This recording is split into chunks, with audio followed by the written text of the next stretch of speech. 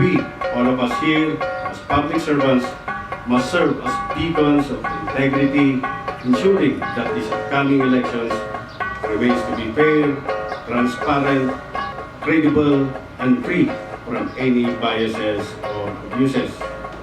I also urge everyone to engage in a proactive dialogue with the communities we serve so that we can establish trust and understanding their concerns and informing them of our protocols, procedures that will go a long way in fostering a sense of involvement and confidence in the electoral process.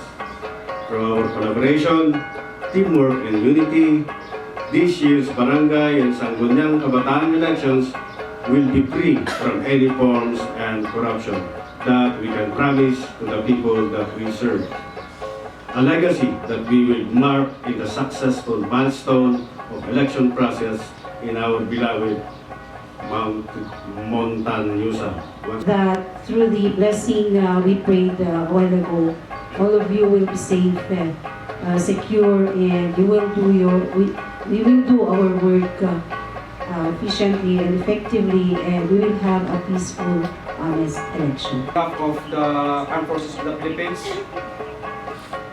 sa ating Comelec counterpart, you can assure our full support and commitment with dedication na ma-maintain natin na magiging peaceful at successful itong upcoming natin na Barangay and Sangguniang Kabataan Election 2023.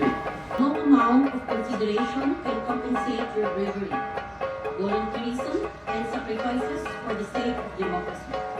Your consolation, it will be written in our history that once upon a time, there were you who are willing to serve without any consideration or purpose of occupation. Truly, your good deeds shall be an example for the younger generations to emulate.